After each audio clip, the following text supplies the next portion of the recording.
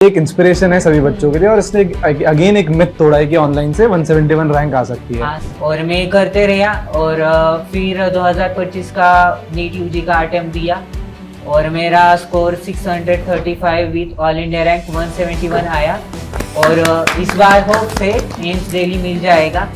और उसके बाद फाइनली अब तुम लेक्चर एग्जाम नहीं दे रहे हैं? नहीं दे रहा मैं एग्जाम एम्स दिल्ली चाहिएगा। रैंक ले रहे हो हर साल। फिर एम्स दिल्ली कौन जाएगा? तो बच्चों, आज हम एक ऐसे स्टूडेंट की आपको कहानी बताने वाले हैं जिसके लिए सिर्फ नीट का सिलेक्शन ही सब कुछ नहीं था, बल्कि ये एक ऐसी कहानी है जो एक आपको रिमेम्बर करने वाली कहानी है कि हाँ, ये कुछ ऐसी चीज है जो पहली बार हमने देखी है, सुनी है, और इससे सुनकर आपको जरूर एक मोटिवेशन मिलने वाला है, एक बहुत नई आशा मिलने वाली है कि ऐसे बच्चे सिर्फ गवर्नमेंट मेडिकल कॉलेज के लिए नहीं पढ़ाई करते, बल्कि ये पढ़ाई करते हैं अपने वर्ग के अपलिफ्टमेंट के लिए। यस बच्चों, इन बच्चों की कहानी सिर्फ यहाँ तक सीमित नहीं है कि हमें गवर्नमेंट मेडिकल कॉलेज चाहिए और उसमें हम एमबीबीएस करेंगे, बस नहीं। ये बच्चे चाहते हैं कि हमें ऐसा कॉलेज मिले कि जिसका नाम सुनने के बाद कोई हम पे ये ना उंगली उठाए कि ये तो कोई भी कर सकता है। ऐसा ही एक स्टूडेंट है आज हमारे साथ जिसका नाम है समाधान देवकटे। ये बच्चा आता है महाराष्ट्र से और इसने 3 साल लगातार नीट का एग्जाम दिया है। पहले अटेम्प्ट में इसके 613 मार्क्स थे, जिसमें इसको ऑलरेडी जीएमसी मिल चुका था, बट फिर भी एक जुनून था एम्स दिल्ली के लिए। फिर से इसने एग्जाम दिया और लास्ट ईयर इसके 705 मार्क्स आए, बट रैंक इन्फ्लेशन से ऐसे बच्चों ने सफर किया क्योंकि 705 लाने के बाद भी इसकी रैंक थी 635 और इसे अलॉट हुआ एम्स भोपाल, बट इसने छोड़ दिया क्योंकि जुनून था किसके लिए? एम्स दिल्ली के लिए। तो फाइनली इस साल उम्मीद है कि बिल्कुल समाधान को मिलेगा एम्स दिल्ली, क्योंकि इस साल इसकी रैंक है 171 और 635 मार्क्स। कहां से पढ़ा, कैसे पढ़ा, क्या रिसोर्सेस थे या नहीं भी थे, यही सारी आज कहानी हम सुनेंगे टीम जीएनटी के साथ और समाधान के साथ। वेलकम समाधान। Thank you ma'am. और कैसा लग रहा है? अच्छा लग रहा है। बताओ अपने बारे में कुछ ऐसा जो बच्चों को लगे कि हाँ, इसके बिना भी पढ़ाई की जा सकती है, इसके बिना भी सफलता मिल सकती है। जरूरी नहीं है सफलता किसी चीज का ऊपर डिपेंडेंट है। Hello guys, my name is समाधान देवकटे। I am from Maharashtra and NEET 2025 में मेरा स्कोर 635 है with ऑल इंडिया रैंक 171। तो समाधान, अपनी जर्नी के बारे में बताओ कि किन रिसोर्सेज को तुमने यूज किया, कि ऑनलाइन से भी इतना अच्छा मार्क्स आ सकते हैं, रैंक आ सकती है, या सिर्फ ऑफलाइन से आ सकती है, या दोनों का मिक्सचर होता है तब बच्चे की अच्छी रैंक निकल के आती है? क्या लगता है तुम्हें? ऑनलाइन रिसोर्सेज से भी रैंक आ सकती है बिकॉज मैंने ऑनलाइन रिसोर्सेज ही पढ़ा है। सो मेरा एक्सपीरियंस तो वैसा अच्छा रहा है और मेरे को लगता है कि आप खुद पे सेल्फ बिलीव रखते हैं तो कोई भी चीज आप अचीव कर सकते हैं और आप वो मैटर नहीं करता कि ऑनलाइन से पढ़ते हैं या ऑफलाइन से। आप मतलब कौन से मतलब आप पे कंसिस्टेंसी है, डेडिकेशन है उस चीज का, तो आप डेफिनेटली अचीव कर सकते हैं। और मैंने ऑनलाइन रिसोर्सेस ही पढ़ा था। गरिमा मैम से मैंने बायोलॉजी पढ़ा था और नीतेश सर से केमिस्ट्री पढ़ा था और तमन्ना मैम से फिजिक्स पढ़ी थी। सो मेरी थ्रू आउट दी जर्नी मेरी 11th-12th मेरी स्कूल में हुई थी, मतलब मेरा गांव है, वहां से मैंने कंप्लीशन किया 12th तक। फिर 12th के बाद मैंने नीट का एग्जाम दिया। उस टाइम पे मेरे 613 मार्क्स आए।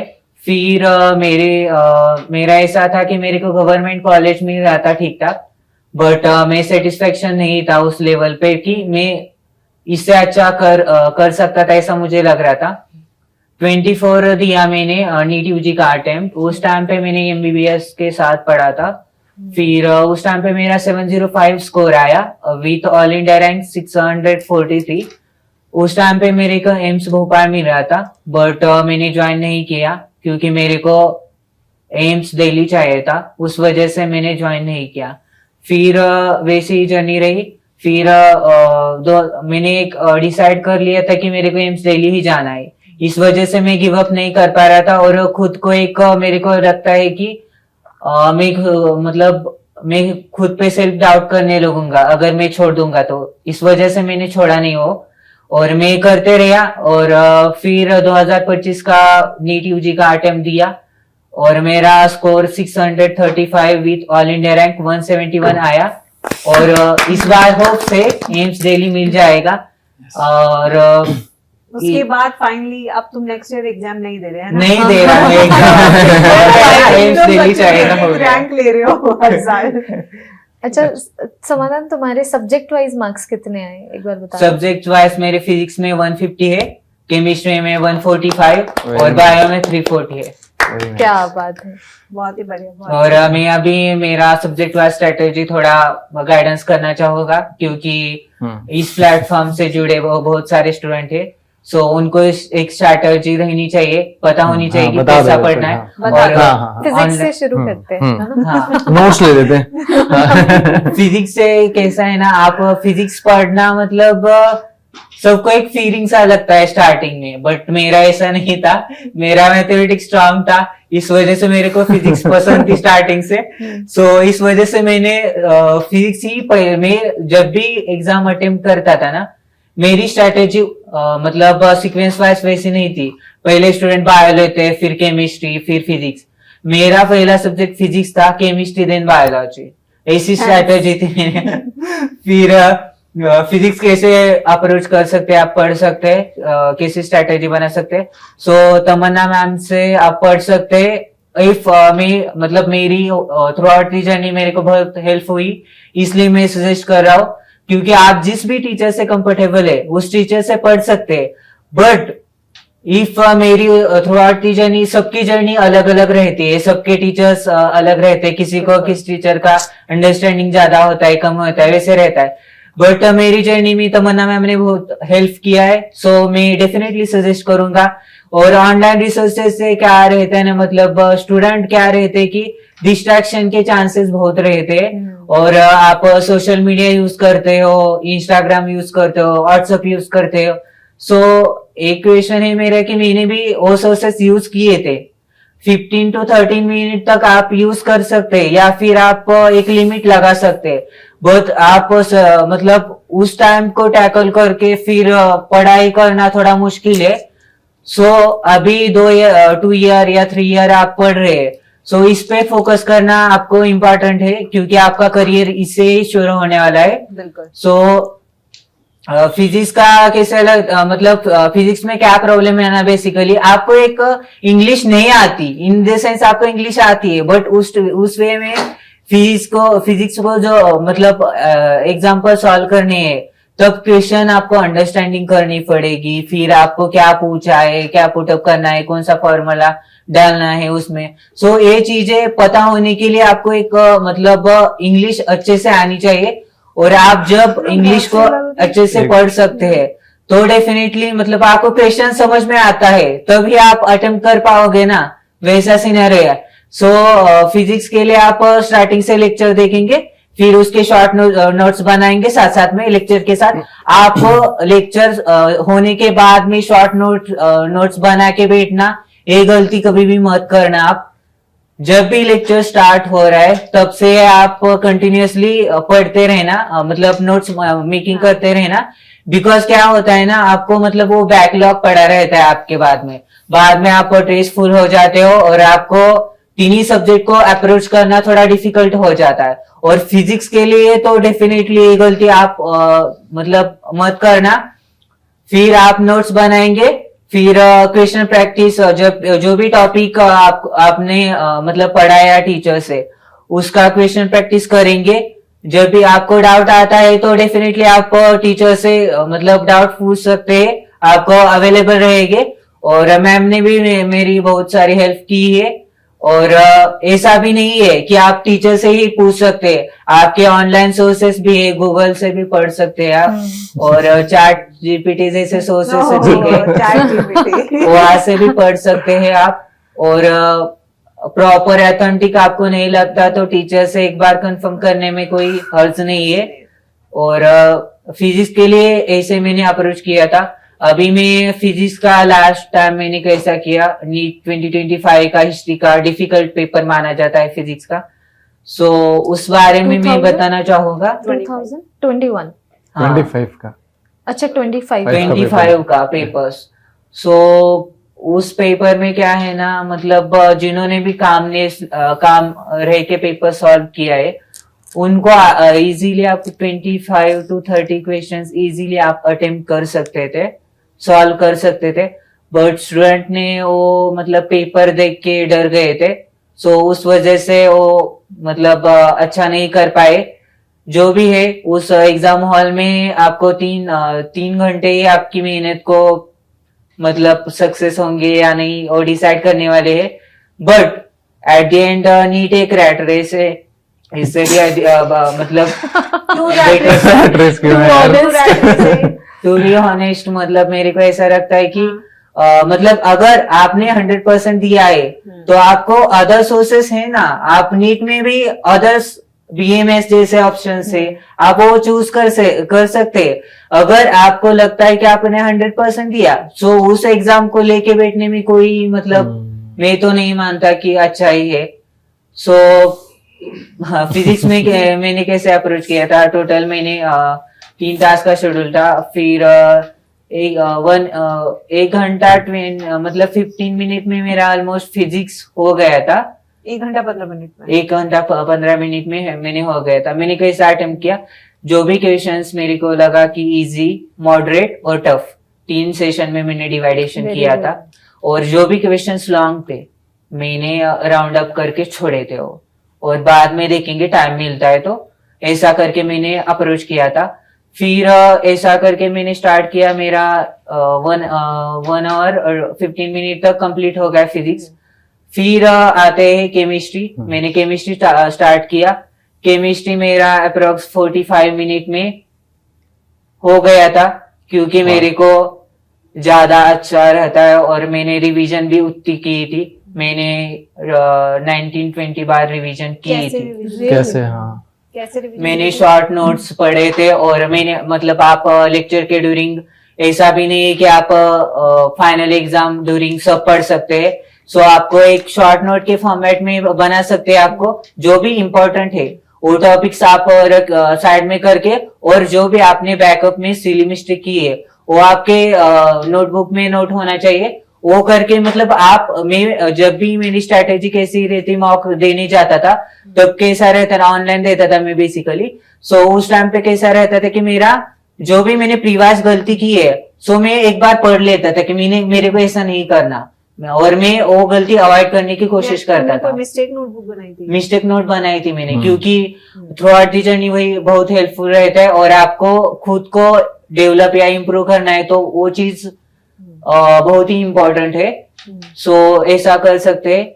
और बायो में लास्ट के मतलब 1 HR लग गया था मेरा, ऑलमोस्ट 1 HR नहीं बोलूंगा, 40 to 55 के अप्रोक्स हो गया था। मैंने टाइम देखा नहीं था बायो का, सो श्योरली नहीं बोल सकता, बट 40 to 50 मिनट में।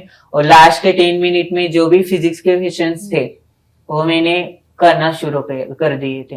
अच्छा, जो तुमने छोड़े थे। और बायो के लिए कैसा पढ़ सकते हैं उसकी स्ट्रेटेजी में बताने वाला है अभी। सो बायो में सब बोलते हैं कि एनसीईआरटी सफिशिएंट है। डेफिनेटली एनसीईआरटी ही सफिशिएंट है बायो के लिए। और गरिमा मैम से मैंने पढ़ा था बायोलॉजी, सो मेरा फेवरेट था। 11-12 से भी मैंने स्टेट बोर्ड की तैयारी भी मैम से ही की थी, बिकॉज ऐसा मतलब बोलने वाली बात नहीं, मैंने सच में पढ़ा था। और मेरे को मतलब मेरे को ऐसा नहीं है, मैंने मतलब मेरी मैम मतलब 11-12 से मेरा बूस्टअप बायोलॉजी का उनसे हुआ था। मेरे को इतना मतलब रट्टाफिकेशन वैसी चीजें मेरे को याद रखना बहुत ही डिफिकल्ट रहता था। बट एक प्रॉपर मैनर में आप कैसे रिवाइज कर सकते हैं उस चीज को, सो वो मैम से सीखा मैंने। और मैम से जो भी पढ़ाती थी मैम, फिर जाके मैं एनसीईआरटी पढ़ता था, और जाके एनसीईआरटी पढ़ता था। फिर बाद में अगर मतलब मैं मतलब शेड्यूल रहता वीकली सैटरडे संडे को मेरी मतलब जितना भी पढ़ा है मैंने अब तक वो रिवाइज कर लेता था। मेरा ऐसा स्ट्रेटेजी रहता था। उसमें भी मैंने एनिमल किंगडम के जैसे एग्जांपल याद नहीं रहते, सो उनपे मैंने मतलब मैंने शॉर्ट नोट्स बना के मैंने ऑल पे चिपका के रखे थे। और जब भी मैंने नींद आती या उस टाइम पे मैं पढ़ लेता था, क्योंकि मेरे को मतलब टाइम इम्पोर्टेंट था। और मेरे को लगता था मैं चीजें भूल रहा हूँ, सो उस वजह से मैंने ऐसा अप्रोच किया था। और आपको मतलब एनसीईआरटी आप गैप नहीं दे सकते बायो में, क्योंकि बायो में इवन फिजिक्स केमिस्ट्री में भी वैसा है, आप गैप नहीं दे सकते। आपको टोटली आपको कौन सा भी सब्जेक्ट लगता है उस सब्जेक्ट से लेके आप अप्रोच कर सकते हैं। सो मतलब कैसा रहता है ना बायो के लिए, अभी मेरे को बायो थोड़ा सा टाइम लगता था, सो बट मेरा फिजिक्स स्ट्रांग था और केमिस्ट्री स्ट्रांग था, सो उनमें से टाइम निकाल के मैं बायो को देता था। थैंक यू सो ऐसा कर सकते हैं आप। और आपको डेफिनेटली स्टार्टिंग में तो 360 आउट ऑफ 360 कभी नहीं आने वाले, सो आपका स्कोर धीरे धीरे बढ़ जाएगा, फिर 200, 250, 300, 320, 340 और 360 तक आ जाएगा लास्ट में। शानदार समाधान तुमने बहुत अच्छे से बताया। I think we have lot of questions जिनके तुम्हें अभी और Yes, जवाब देने हैं। yes. स्टार्ट करते हैं। मैं ये पूछना चाहती हूँ कि तुमने अपने पूरी प्रिपरेशन के दौरान टेस्ट दिए होंगे, सबसे कम मार्क्स कितने आए हैं टेस्ट में? मेरे एक टेस्ट में 410 थे। अच्छा, मतलब ये पॉसिबल है कि अगर किसी बच्चे के 410 मार्क्स आ रहे हैं बट अगर वो कंसिस्टेंट है तो वो 171 की रैंक लेके आ सकता है। पॉसिबल है। हाँ yes. मास मतलब कैसा है ना, डाउनफॉल रहता है, इस जर्नी लॉन्ग जर्नी है, सो उसमें आपको स्ट्रांग रहना पड़ेगा, आपको सेल्फ बिलीव रखना पड़ेगा खुद को, और उस चीज को ही आप स्ट्रांग बना सकते हैं। आप में है तो आप कर सकते हैं। और स्टार्टिंग में टेस्ट सीरीज में कम स्कोर आता है, और कैसा है ना, मतलब मेरा भी ऐसा नहीं कि कंसिस्टेंटली मेरा स्कोर बढ़ते गया, ऐसा नहीं था। मेरे भी स्टार्टिंग में कम स्कोर आता था, फिर ज्यादा मतलब थोड़ा बढ़ गया, फिर इंक्रीज हो गया, फिर फुल मॉक आ गए तो डिक्रीज हो गया। So through out the journey मतलब अप एंड डाउन होते हैं। अप एंड डाउन रहते हैं इस जर्नी में। पूछे सर। मेरे को तो इस इंटरव्यू में बहुत मजा आ रहा है, क्योंकि समाधान जिस तरीके से आंसर दे रहा है और वो भरा जो भरा है उसकी कि स्ट्रैटेजीज मजा निकल रही है ना, तो एक इंस्पिरेशन है सभी बच्चों के लिए। और इसने अगेन एक मिथ तोड़ा है कि ऑनलाइन से 171 रैंक आ सकती है। आ सकता है डेफिनेटली, आप मतलब अच्छे से पढ़ेंगे तो आ सकता है। डिस्ट्रैक्शन आपको नहीं रखना, और सोशल मीडिया से थोड़ा यूज कर सकते हैं, बट इतना नहीं। तुम्हारा मन नहीं होता था कि मैं भी गर्लफ्रेंड बना लूं या ऐसा? नहीं, ऐसा कुछ नहीं। अभी करता है क्लियर सर अभी ऐसा तो कुछ नहीं हुआ नहीं, ऐसा कुछ नहीं। अच्छा, तो यार ये मैनेज कैसे करा कि जैसे आपका सेकंड ईयर चल रहा है कॉलेज का, है ना, उसमें तो भी डिस्टिंक्शन आई। हाँ उसमें भी यस, मतलब he is doing good at government medical college also. तो उसको कैसे मैनेज करते थे? सो फर्स्ट ईयर से मेरा कैसा रहता था, फर्स्ट ईयर में मैंने कॉलेज में एंट्री किया गवर्नमेंट कॉलेज में। सो मैंने पूरा एनवायरनमेंट देखा, बट मेरे को एक अंदर से नहीं लग रहा था कि मैं अच्छा कर पाया। सो मेरे को लगता था कि मैं इससे अच्छा कर सकता था, इसलिए मैंने फर्स्ट ईयर से मतलब स्टार्टिंग किया, किसी को बताया नहीं एट द एंड, क्योंकि सब मजाक उड़ाने लगे थे उस चीज का, क्योंकि एमबीबीएस में आने के बाद प्रिपरेशन ऑलमोस्ट सब लोग छोड़ देते हैं। सो बट मेरा ऐसा नहीं था, मेरे को अच्छी रैंक चाहिए थी और मेरे को लगता था कि मैं अचीव कर सकता हूँ। सो मैंने स्टार्ट किया। सो मेरा कॉलेज अप्रोक्स 9 बजे रहता था, 9 से 4 तक, और कभी 3 बजे तक छूट जाता था। फिर उसके बाद जो भी टाइम था, मतलब 4 to 5 में रेस्ट करता था फ्रेश होके, फिर 4 to 5 हो गया तो 5 to 6 में अभी टी कॉफी जो भी है बाहर जाना ये काम करता था, और 6 to 7 1 घंटा फिर पढ़ लेता था, और 7 to 8 आपको मतलब ये खाने के लिए ब्रेक रहता था मेस का। सो उसके बाद खाने के बाद तो आप मतलब पढ़ नहीं सकते थे, क्योंकि वैसा मतलब आपको पढ़ने की इच्छा नहीं होती उस टाइम पे, नींद आती है। सो 9 से अब मैं स्टार्ट करता था प्रिपरेशन, मतलब पढ़ने के लिए। 9 से मैं ऑलमोस्ट 1 बजे तक पढ़ता था, फिर सोता था उसके बाद, और ऐसी मतलब ऐसा डिस्ट्रीब्यूशन था, ऐसा पूरा साल चला। और मैं अप्रोक्स मतलब कम ही सोता था, मतलब मेरी नींद कम ही थी, 6 to 7 आवर्स तक मैं सोता था, ज्यादा मतलब मेरे को कोई प्रॉब्लम नहीं था इतना, क्योंकि मेरे को हैबिट बन चुकी थी वो चीज की। जनरली मेडिकल साइंस में बोलते हैं 7 वर्ष की स्लिप चाहिए। ब्लड डॉक्टर भी मतलब हमारे कॉलेज में ऐसा जो डिस्टिंक्शन वाले स्टूडेंट थे वो भी कम ही सोते थे। ऐसा नहीं। सनातन, तुम्हारी लाइफ देख के पता है क्या लग रहा है कि तुमने ना बहुत डिसिप्लिन लाइफ जी है। मतलब कि आज भी तुम अपना स्केड्यूल बता रहे हो ना, इट फील्स लाइक कि तुम्हारा एवरी आवर वाज फिक्स्ड, ये घंटा किस एक्टिविटी के लिए जाएगा। सो अगर हम लोग भी अपना टाइम टेबल देखें ना जिंदगी का, वो भी इतना डिफाइंड नहीं है जितना तुम्हारा डिफाइंड टाइम टेबल। मैंने ऐसा मतलब डिस्ट्रीब्यूशन नहीं किया था, मैंने सब्जेक्ट वाइज डिस्ट्रीब्यूशन कभी नहीं किया। मैं बताना चाहूंगा क्योंकि मेरे को लगता था कि मेरे ए सब्जेक्ट वीक है तो मैं उसको टाइम देता था। मेरा ऐसा शेड्यूल नहीं कि 1 घंटा इससे पढ़ना, ये सब्जेक्ट लेके बैठना है, ऐसा कुछ नहीं था। मैं जब भी चाहे कौन सा भी सब्जेक्ट पढ़ सकता था, क्योंकि एट द एंड आप लॉन्ग आवर्स तक पढ़ते हैं तो आपको मतलब एक ये रहता है, मतलब इंटरेस्ट नहीं रहता उस चीज का। सो आप डेफिनेटली सब्जेक्ट चेंज कर सकते हैं उस ड्यूरेशन में, और वो आपको मतलब माइंड में जाने में हेल्प रहेगा और आपकी मेमोरी पावर स्ट्रांग हो जाएगी उस चीज से। कैसा लगेगा गांव में सबको कि इस बार तुम एम्स दिल्ली हासिल करने? एम्स दिल्ली जनरली बताओ तो एम्स दिल्ली के रिगार्डिंग या गवर्नमेंट कॉलेज वही सेम ही मानते हैं गांव के लोग। अच्छा। क्योंकि इतनी इंफॉर्मेशन नहीं रहती वहां पे और सब खेती करते हैं, सो उस वजह से उसके रिगार्डिंग इंफॉर्मेशन नहीं रहती। बट डेफिनेटली अगर हम गांव से निकल के दूसरी जगह जाते हैं जहाँ पे हमें बुलाते हैं, या फिर मैं स्कूलिंग में जाता हूँ जहाँ पे मेरे को बुलाया था सर ने वगैरह, मेरी स्कूलिंग जहाँ पे हुई है, उस टाइम पे बहुत अच्छा प्राउड फील होता है। और वो लोग मतलब इतना अच्छे से कॉन्ग्रेचुलेट करते हैं उस चीज को, कैसे किया पूछते हैं। और मतलब ऑनलाइन रिसोर्सेज से भी मेरे को डीएम आते हैं, कैसे पढ़ा, कैसे करूँ, इसमें दिक्कत है, स्टूडेंट पूछते हैं। सो एक प्राउड फीलिंग रहती है कि अच्छा लगता है। और मेरे लिए नहीं बट एटलीस्ट पेरेंट को भी एक प्राउड फीलिंग होगी मेरी वजह से।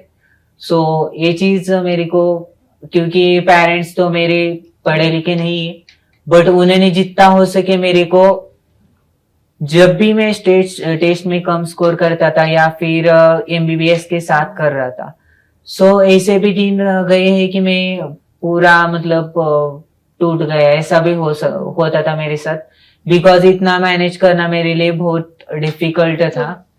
और फिर भी पापा बोलते थे कि एक ही चीज की, तू कर सकता है, तू कर लेगा, और कोई चीज नहीं, नेक्स्ट टेस्ट में अच्छा परफॉर्म करेगा। और यही चीज मेरे को बूस्टअप करने के लिए हेल्प रहती थी। और आपको जब भी ऐसा लगे कि आपको थोड़ा लो फील हो तो आप अपने पेरेंट्स से बात कर सकते हैं। मेरे पेरेंट्स इतना मतलब रेस्ट्रिक्शन में नहीं रखा मेरे को, ओपन थे। मेरे को कोई भी चीज की जरूरत है तो मैं ओपनली बोल सकता था कि ऐसी ऐसी बात है पापा, सो वो अवेलेबल करा देते थे। अच्छा। और नीट यूजी के जर्नी में आपको पीवाईक्यू पे फोकस रखना चाहिए। और मैं ये चीज भी मेंशन करना चाहूंगा, क्योंकि मैंने जेई का मतलब जेई के पेपर्स भी मैंने अटेम्प्ट किए थे, इस वजह से भी मैं फिजिक्स अच्छे से अटेम्प्ट कर पाया। मेंस के या एडवांस के? दोनों भी किए, दोनों ही किए थे। दोनों भी किए थे। जेई मेंस के आप मेंस के कर सकते हैं, एडवांस की कोई तुम्हारी आईआईटी एडवांस? मेरी रैंक खराब थी बट 94% आए थे जी। हाँ, क्योंकि मैथ्स तो नहीं करा होगा ना उसमें आपने, नहीं, है ना? मैथ्स हाँ, नहीं तो करा। 2 सब्जेक्ट में आपके 94% आ गए ना, 94% वेरी गुड। और मेरी नेक्स्ट में 702 रैंक थी। नेक्स्ट में हाँ, नाइजर वाला ना, नाइजर वाला 702 वो भी बहुत अच्छा है। 2023 में थी।